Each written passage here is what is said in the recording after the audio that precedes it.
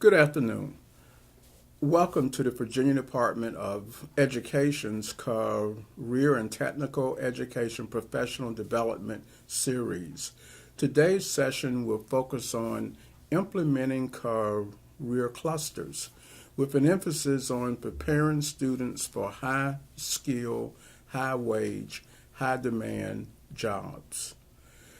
Joining me is Catherine Crespin, who is a research and policy analyst in the Weldon Cooper Center at the University of Virginia. Catherine will focus on the Trailblazers website and the data that is available within that site pertaining to non-traditional fields, and with a special emphasis on job demand data in terms of labor market needs across the various regions of the state.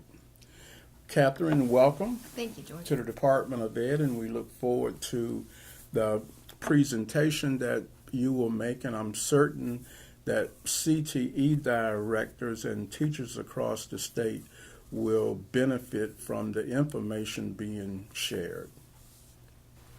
Thank you, George.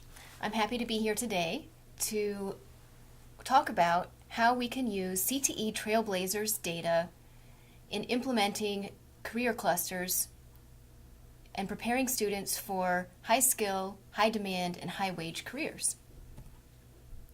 In the first part of the session, we'll be looking at how we can use Trailblazers labor market data available on the CTE Trailblazers web portal to identify what the high skill, high demand, and high wage careers are in the state.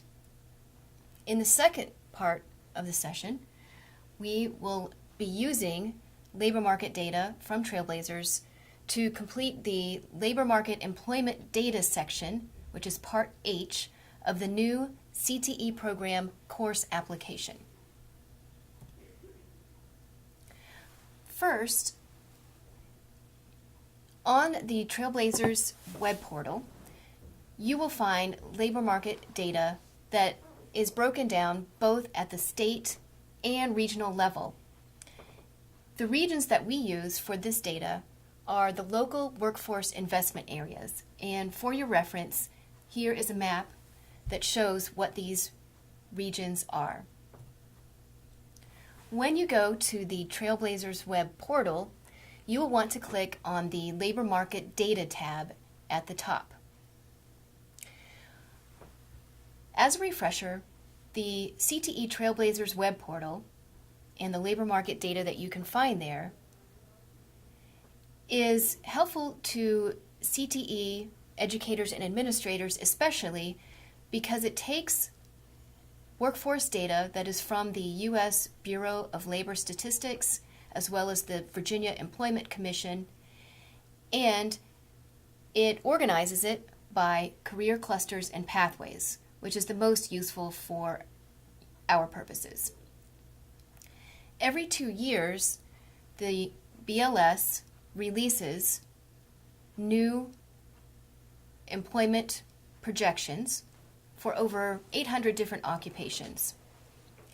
Using this information, the Virginia Employment Commission develops employment projections for Virginia and its regions.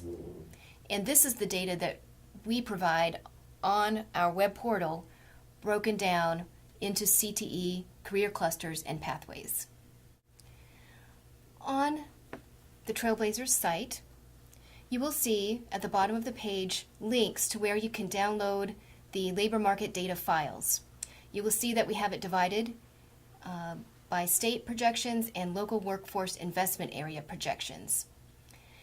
Once you download these files, you will see 3 tabs along the bottom of the worksheet that provide different information. And I'd like to provide a quick refresher on what type of data each of these tabs provides. The first tab on the bottom is the SOC summary. SOC stands for Summary Occupational Group, and this is the way that the BLS and VEC classify occupations. Trailblazers basically translates this information into the career cluster framework. So instead of using standard occupational classification groups, Trailblazers will show you how these occupations fit into career clusters. The second tab that you'll see at the bottom is what we call non-duplicated. And this is the data that you should use for labor market projections. And this is the data that we will be using today in our sample exercise in taking a look at identifying high demand, high skill, high wage jobs. In the non-duplicated tabs, each occupation is assigned to one and only one career pathway and cluster. Because the employment numbers can be summed across pathways and clusters, the non-duplicated worksheet provides a more realistic idea of the overall employment levels within each geographic region, since it does not double up or allow occupations to be counted in more than one cluster or pathway. Non-duplicated data, however, does not provide a completely rounded picture of the composition of each pathway or cluster because, as we know, many occupations really could be classified in many different ways. So for that purpose, we also provide a duplicated tab, which is the third tab that you'll see at the bottom of each sheet. The duplicated tab allows occupations to be assigned to more than one career pathway and cluster and was designed to serve as a career planning tool who are interested in seeing how occupations cross over among the clusters and pathways. And this way, students who might be interested in one particular occupation can see all the different pathways that are available to them in terms of pursuing that particular occupation. Because the same occupation might appear in more than one cluster or pathway, however, this data should not be used for labor market projections because it might double count data for certain occupations. For today's training session and exercise, we will be using the non-duplicated data for Virginia. As you can see, this is the middle tab at the bottom, and again, since we will be using the data in reference to labor market projections, we want to be sure we're using the data that is not double counted among pathways and clusters. Now, as we walk through the exercise of identifying what the high skill, high demand, high wage jobs are in Virginia, we first have to think about how are we going to define high skill, high demand, and high wage. The International Standard Classification of Occupations defines skill level as a function of the complexity and range of tasks and duties to be performed in an occupation. That's not always easy to measure, however, so operational measures of skill level often include one or more of the following: the nature of the work performed, the level of education that's required to perform the work, either as an entry-level requirement or what is typical among workers already employed in an occupation, and third, the amount of on-the-job training or previous work experience required for performance of work duties. The CTE Trailblazers occupational employment projections use BLS occupational data to determine the predominant level of education and training for each occupation. And that is the way that you can use this data to classify high skill by education. So when you look at the non-duplicated worksheet at the top, you will see the column heading, Predominant Level of Education and Training. And what this means is, what this denotes is the highest level of education either that's required for entry level or that is the most prevalent among workers already in the occupation aged 25 years or older. This also indicates that the occupation typically requires one of the following: a post-secondary non-degree award, an internship or a residency, an apprenticeship, or on-the-job training. Additionally, this column will indicate whether related work experience is typically required for entry into the occupation. In terms of defining high-demand occupations, the Trailblazers data will give you several options. You can see on the slide there are 5 columns that provide information about occupational demand.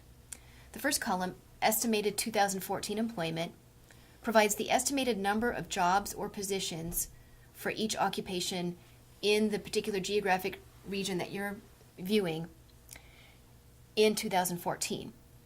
Just a reminder, this is a count of positions and not workers, because many people may have more than one job. The second column, highlighted here, is the projected 2024 employment, and this is the projected number of jobs for each occupation in 2024. And again, this is a count of positions and not workers. Now, the difference between these two, the estimated 2014 employment and the projected 2024 employment, is shown in the third column, numeric change. The fourth column shows percent change between 2014 and 2024. And this basically is just the percentage increase or decrease in the number of jobs or positions in each occupation over the decade, which is very helpful when you're comparing the rate of employment change across occupations of different sizes. And finally, the fifth column shows annual projected job openings for each occupation during each year of the decade. Job opportunities can come up in 2 ways. Either employers create new jobs, or workers retire or leave an occupation and have to be replaced by new hires. The Virginia Employment Commission projects how many people will be retiring and combines this with the number of new jobs created to come up with this annual job openings projection number. It's important to remember that even occupations that are experiencing negative growth or decline often will have job openings each year, because employers need to replace people who are leaving or retiring from a job with new workers. When you're looking at the Trailblazers data and comparing occupations, it's important to look at both the numeric and percent change figures. A higher percentage of job growth over the decade doesn't necessarily mean there will be greater job growth numerically for the occupation. Likewise, greater numeric job growth doesn't necessarily translate into a higher percent change. The examples that you see in your slide demonstrate this. Although registered nurses are expected to have 476 more positions available in 2024, this only accounts for 13% growth over the decade. When you compare that to physical therapist assistants, you see that physical therapist assistants are expected to have 48% growth, which seems like a lot more, and it is percentage-wise. However, only 37 additional jobs are projected to be available by 2024 for physical therapist assistants. So when you look at both numbers, you get a better and more balanced sense of what the demand will be in the future for each occupation. Now, as we work through an example later in the session, we have to think about how are we going to define high-demand occupations. Generally speaking, there are 3 key questions to consider when determining whether an occupation is high demand. What you want to do is, in each non-duplicated sheet, you will see at the top of the sheet the total numeric change projected, the total percent change projected, and the total number of projected annual job openings. This is for all occupations together for the state or the region. And this is what you will be using, or we will be using today at least, as a comparison guide for determining what is a high-demand occupation. What you want to do is take a look at whether the occupation is expected to experience more or less growth over the decade than what's expected for all occupations in the region. And you want to look at the percent change column for this particular purpose, since we will be comparing occupations of different sizes. You also want to look at how many more jobs there will be in an occupation in the given region in the future, the numeric change column. As we just discussed, this is important to keep in mind in addition to the percent change. And you also should take a look at how many job openings there will be in the occupation in a given region each year. By looking at all of this data together, we can come up with a definition for what we consider to be high demand occupations. Trailblazers Data also provides annual mean wage and annual median wage data for the state of Virginia for 2015. The wage data is provided by the Bureau of Labor Statistics and is in the Trailblazers format only available at the state level.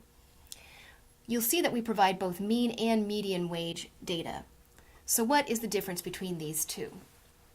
The mean or average wage is calculated by summing the wages of all employees in a designated group, either by occupation, state, region, etc., and then dividing that total wage sum by the total number of employees in that group. The problem with means is that they are very susceptible to being affected by very high and very low values. For example, if you were looking at 11 people, 10 of whom made $1 per hour, and one person who made $1 million per hour, the average or mean wage for that group would be $90,910 per hour.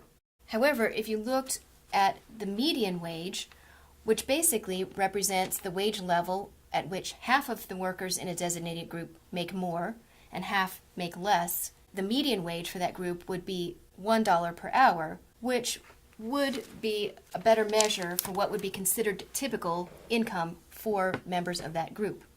So medians are less affected by extreme values and often provide better information. In today's exercise, we'll be looking and using the median 2015 wage. Now, before we go through the exercise in determining and identifying high skill, high demand, and high wage jobs in Virginia, I'd like to point out 3 key factors that you will actually be able to see in the data driving job growth in Virginia. Now, I've had the benefit of working through this example and reviewing the data, and you can see that these 3 factors are indeed at work. First is technological innovation, the second is state population growth, and the third is population aging. So please keep these 3 factors in mind as you're reviewing the data with me in the exercise. The first of these factors driving job growth is technological innovation, and this really is the result of the rise of the knowledge economy and the proliferation of data, which has driven rapid technological innovation and advancements. This has created its own occupational growth in career clusters such as information technology and manufacturing.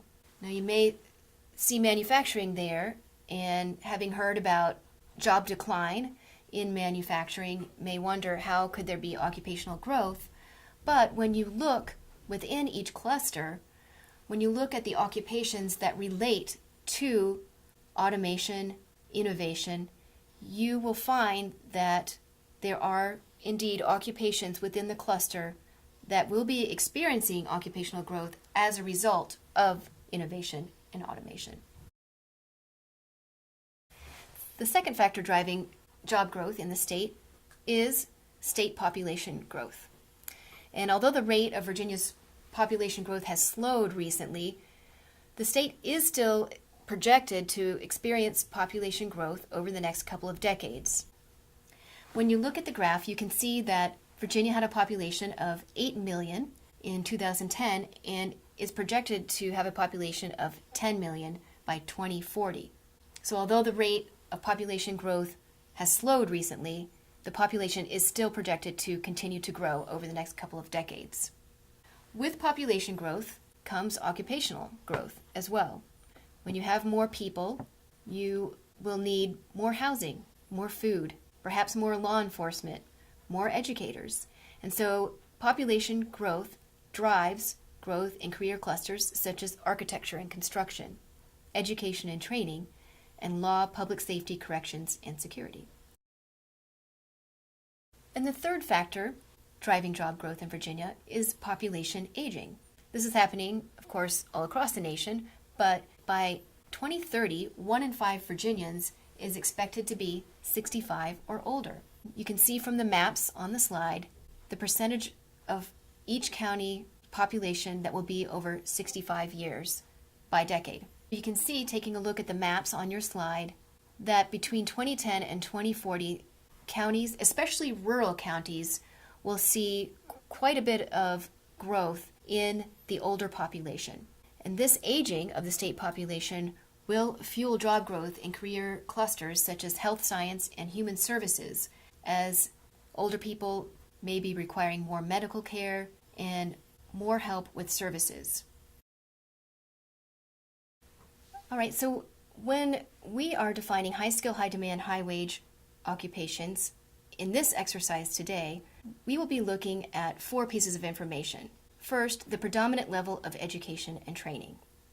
In this analysis, we will consider all levels of education and training because we don't want to rule any out in this particular exercise. If you're doing this on your own, or if you'd like to do this a different way, you can really carve this up any way that you'd like. If you'd like, for example, to look only at those occupations that have a predominant level of education of associate degree or bachelor's degree, you can always approach this differently. But in today's exercise, we will consider all levels of education. In terms of high demand, we will classify as high demand any occupation that is projected to have greater than 9% job growth over the decade, as well as more than 65 annual job openings. So how did we get greater than 9% job growth and more than 65 annual job openings? The 9% job growth number comes from the comparison with all occupations for the state. When you look at all occupations for the state, there's projected to be 9% job growth. So if an occupation has greater than that percent job growth, for this exercise today, we will consider it high demand. But sometimes jobs can have small numbers of positions within them. And in that case, we also need to look at the annual number of job openings. For example, if an occupation is projected to have 50% job growth, but only has 1 annual job opening, this might not be a good indicator of a high demand job in the state. So we're also taking a look at the number of annual job openings. And what I did to come up with the number 65 is to use the median number of annual job openings when considering all occupations. So again, median means that half of the occupations will have greater than 65 job openings annually and half less than that. And again, this is just a parameter that we're using for today's exercise. And this data, if it needs to be shifted a little for your own purposes in terms of where you're drawing the cutoff lines for your analysis, that's fine. It just has to make sense. And the 4th piece of information that we're looking at is the annual Virginia median wage. And in 2015 for the state, the median annual wage was $38,180. So for today's exercise, we will consider an occupation high wage if it has an annual median wage greater than $38,180. So using those 4 parameters, I went through the CTE Trailblazers data and identified high skill, high demand, high wage occupations in each career cluster. And this is just to demonstrate that you can use this data to find high skill, high demand, high wage jobs for Virginia, for your region, and all you have to do is go into the Excel data files and sort the data. So for this particular exercise, I have used CTE Trailblazers labor market data to define high skill, high demand, high wage occupations using these 4 parameters. Any level of education or training, greater than 9% projected employment growth, more than 65 annual job openings, and greater than $38,180 annual median wage. Using those 4 parameters, I have identified occupations within each career cluster that meet those guidelines. As you will see, every career cluster has at least one occupation that could be defined as high skill, high demand, high wage using these definitions. I'd like to remind you too to be thinking about the 3 key factors driving job growth that I mentioned earlier: technical innovation, state population growth, and population aging. And we will just quickly go through and touch on some of these occupations, not all of them. So looking at these 3 career clusters, you can see elements of the 3 drivers of job growth that I mentioned. Population growth, for example, drives construction. And so you can see that there are several jobs in this cluster that have a high percent of job growth projected.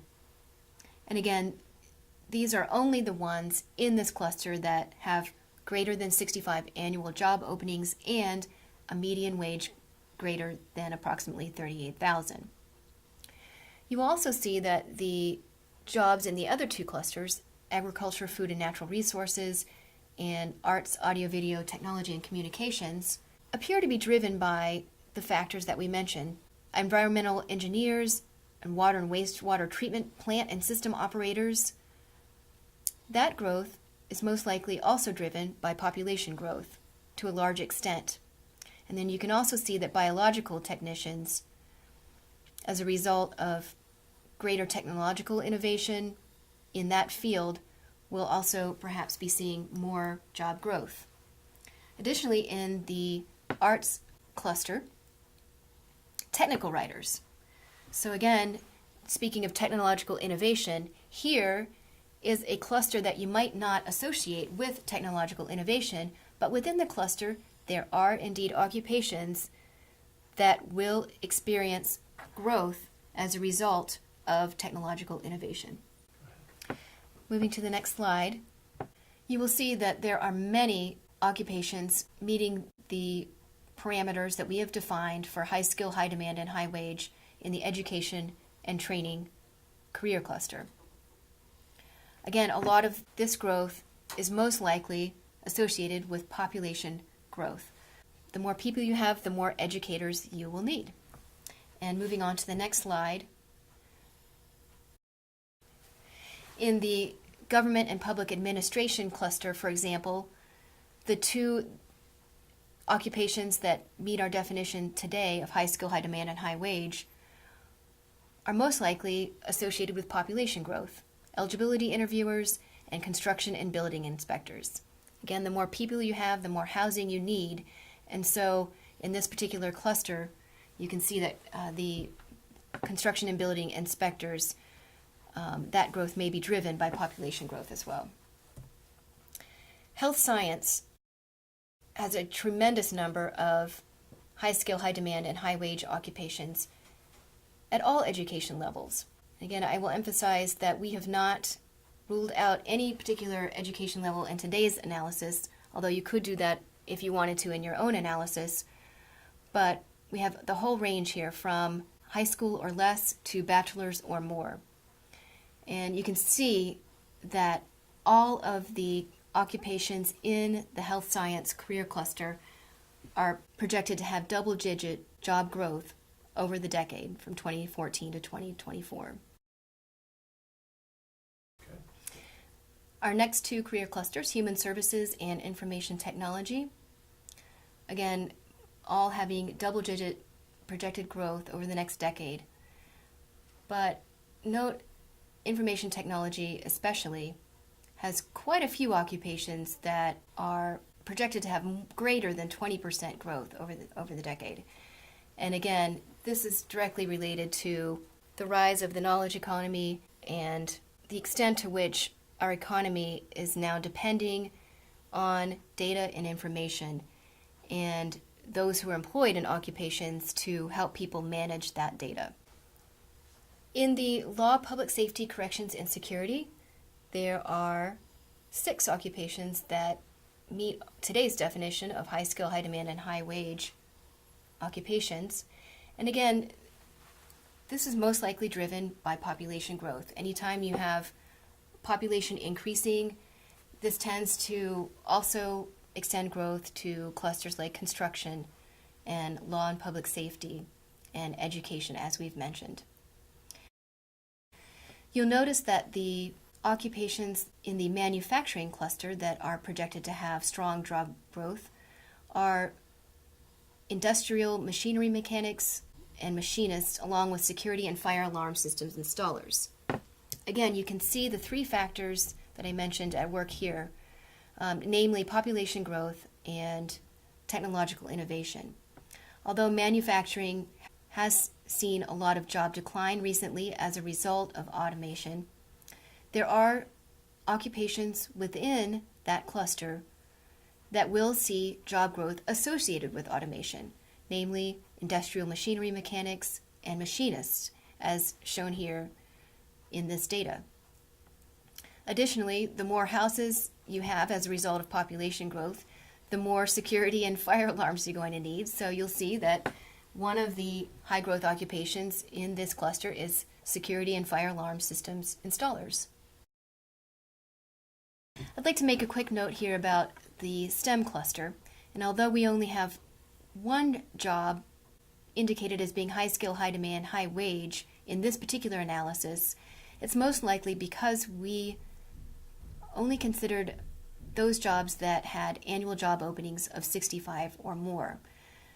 In the STEM field, a lot of these occupations, as a result of being smaller or perhaps not having quite as much turnover from year to year, may not have made the cut using these particular parameters that we have today in defining high skill, high demand, and high wage.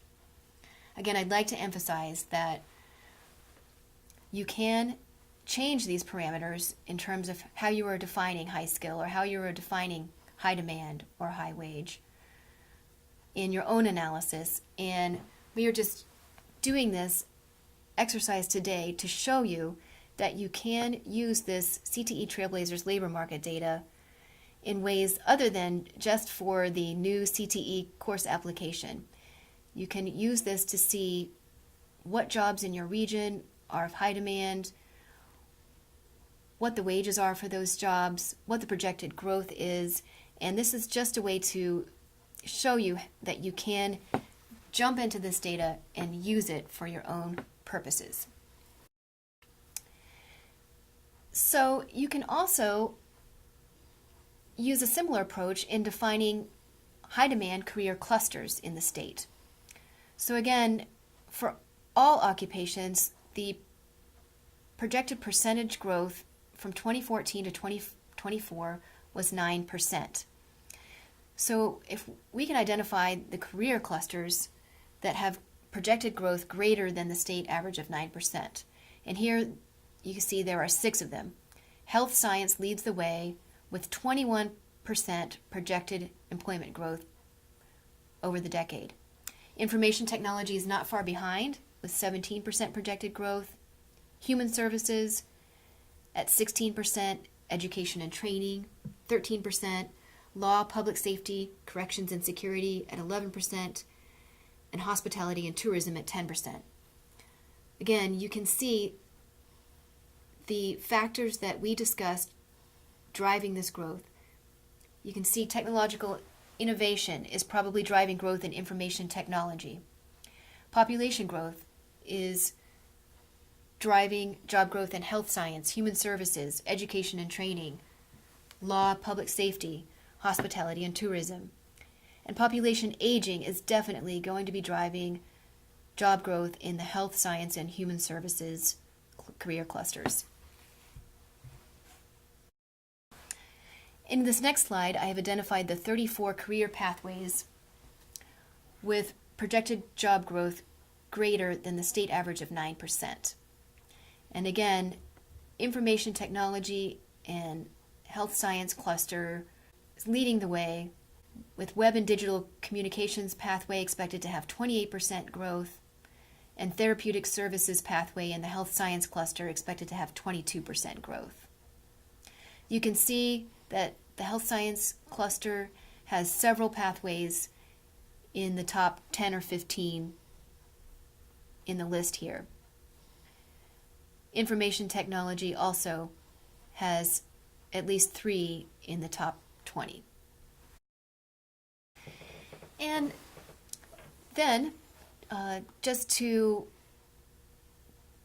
classify the high skill, high demand, high wage occupations that we identified in our exercise today, I have sorted them across career clusters by the percentage of projected growth. So these are all the occupations that are expected to have growth of 25% or more over the decade. And you can see leading the way are personal financial advisors, projected to have 44% growth over the decade. This probably relates to both population growth and population aging as people plan for retirement. You can also see again that the next 3 occupations are from the health science cluster: nurse practitioners, physical therapist assistants, and physician assistants, all expected to have 40% growth or more over the decade. At the bottom of this slide, I have also sorted the occupations according to annual job openings, and I've identified those occupations that are expected to have 1,000 or more annual job openings within the decade. And at the top of that list, registered nurses, who are expected to have almost 2,400 annual job openings each year of the next decade. Again, you can see that health science and information technology each have 2 occupations in this list. In information technology, software developers and computer systems analysts, and in health science, registered nurses and licensed practical and licensed vocational nurses. These again are occupations expected to have 1,000 or more job openings each year of the decade.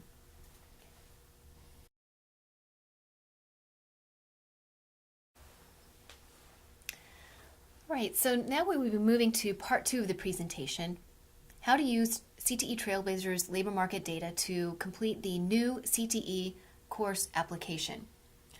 And we're going over this again this year, as we did in last year's training, because we have slightly reorganized the Trailblazers data. So I just want to be certain that we go back over how and where to find the data that you need for the course application.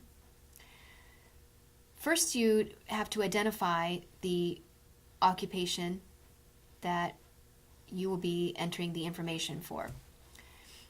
And once you have identified that, you can go to the Trailblazers web portal and again to the Labor Market Data tab and you'll need to download both the state projections and the projections for your local workforce investment area.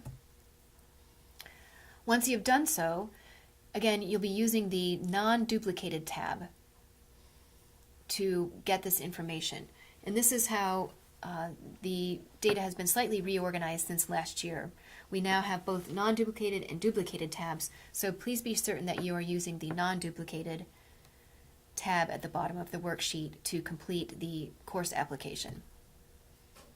Once you have this data, to fill in column 2, you will want to look at the percent change that is projected for that occupation, and that is in column I, and you will take that information and place it in column 2 on the application. So for example, if we are looking at the recreation workers occupation in the South Central region, you can see that in column I, the percent change is 17%. And so that figure goes in column 2 on the course application. It also asks for the numeric change, and that information is in column H on the Trailblazers projection and goes in column 3 on the course application. So in the case of recreation workers, 23 new jobs are expected. So that goes in column 3. In column 6, from this worksheet, you will also need to enter the percent change that is expected for all occupations. And again, that can be found at the very top of the worksheet in column I. And this is because as they are looking at this data to review your course application, they will be comparing what the occupation's projected percent growth will be versus what the percent growth will be for all occupations in the region. For column 4, you will need to look at the percent change that is projected for the occupation. And this can be found in column I in the same row as the occupation. For column 7, you will be using the percent change that is projected for all occupations, which is again found at the top of the page in row 6 in column I. So in this case, the projected state percent change is 17% and 9% respectively. So for column 5, you will be going to the U.S. Bureau of Labor Statistics website to note the most recent 10-year projection percentage of employment growth for the particular occupation, in this case, recreation workers. You can see that the column that you will use is employment change 2014 to 24, and within that column you want to be using the percentage number. So in this case, 10.3%. Now, once you have filled out the data chart, you will now use this information to fill out questions A through E. So for question A, you'll be taking the information from columns 2 and 6. For recreation workers, for example, you will be using the 17% from column 2 in the data chart and 8% from column 6 in the data chart. And the columns that you will need to look at are also shown in the data table at the bottom. So for example, you can see that it is telling you that you will need to be using data from column 2 and from column 6. Right. For question B, you will be using the same data from column 2, but this time you will be using data from column 7 for the state instead of the region. For question C, you need to take a look at column 3 and use it to declare whether you see evidence for a large volume of new jobs supported by this course. So in the case of recreation workers, you can see that the most recent 10-year projections show that there will be 23 new jobs over the decade for this particular occupation. And so that does support evidence of a large volume of new jobs. For question D, you'll be looking at the growth rates projected for the occupation at both the state and the national level, and using this to gauge whether this particular occupation is expected to see rapid growth at the state and national levels. In this case, for recreation workers, there's 17% growth expected in the state and about 10% at the national level. So we are expected to see growth in this particular occupation at both levels. For question E, you have a link that you can go to help you determine any other relevant industry openings in your area and or provide examples of local or statewide announcements for related projects or business growth in your area. So this is just to provide additional evidence that there's expected to be job growth for your particular occupation. There's a link here that will help you with that, but I have also provided on this slide some additional resources where you can go for regional data. One of those is virginialmi.com. And my colleague last year in the August training session went into each of these resources in a little bit more detail, so you can refer to his presentation, which is still posted on the VDOE website. And I also went over some of these regional data resources in my presentation in the January training session, so you can also find additional information about these resources in that presentation as well. At virginialmi.com, you can find demographic, labor force, occupation, and industry data at the regional level, as well as community and industry profiles. Additionally, they have a location quotient calculator, and I covered how to identify and determine location quotients for particular industries in my January training presentation. This will show you how specialized your region is in certain industries, and so this could be valuable in providing evidence of job growth in your region. YesVirginia.org is another resource that you can use, and this is especially useful for regional labor market profiles. And a third resource is resolution.virginiaallies.org. Again, here you can find additional regional, industry, and occupational employment data, all that might be useful for answering question E on your course application. So I'd like to thank you very much for this particular opportunity to tell you and show you how you can use CTE Trailblazers labor market data to identify high skill, high demand, and high wage careers that can be useful in guiding students towards these particular careers and learning more about them. So if you will, please take a few moments to complete the session evaluation, and also please do feel free to contact me with any questions that you may have about this presentation. Also, if you are interested in getting analysis for your particular region or at the state level in terms of high demand, high skill, high wage jobs, I'm happy to do that for you, and I'm also happy to provide you with sortable Excel spreadsheets if you would like to do your own Excel work and evaluate and analyze this data for yourself. So please don't hesitate to call or email me, and again, any questions you may have, I'm happy to answer. Thank you very much, and have a great day. Catherine, thank you very much for an excellent presentation.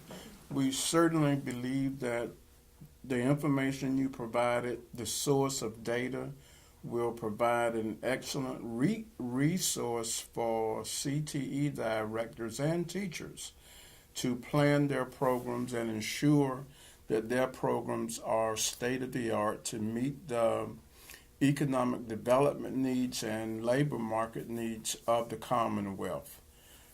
Please travel safe, and we look forward to continuing the work with you during the year. Thank you very much.